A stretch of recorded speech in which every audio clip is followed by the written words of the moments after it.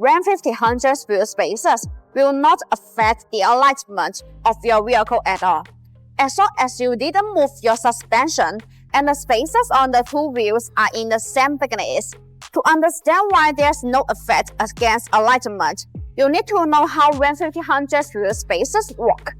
RAM 1500 wheel spaces are fitted on the wheel hub assembly through the factory lock stud, and then the wheels are connected on the vehicle through the stud on the wheel spaces. This is structure of bolt-on RAM 1500 wheel spaces. Bolt-on wheel spaces give strong tightness among the hub assembly, spaces, and the wheels. There's no any change on the suspension. You could just see the combination of RAM 1500 wheel spaces and the wheels as a negative offset rims. The thickness of the RAM 1500 wheel spaces is just the negative offset you want and the distance you want your wheels outward.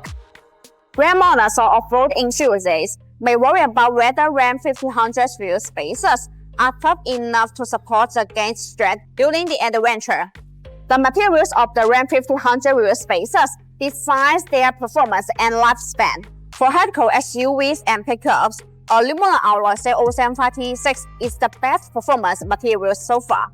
Aluminum alloy cell 075T6 has highest yield strength, tensile strength, fatigue strength, wear-proof resistance, and corrosion resistance.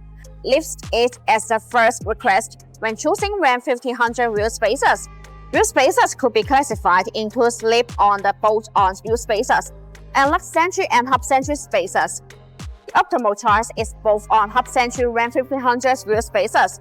Slip-on adapters means there are no studs on the spaces to connect the wheels.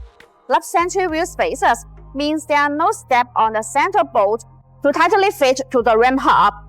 On the contrary, hub-century RAM 1500 wheel spaces center the factory hub and move most of strap to the hub.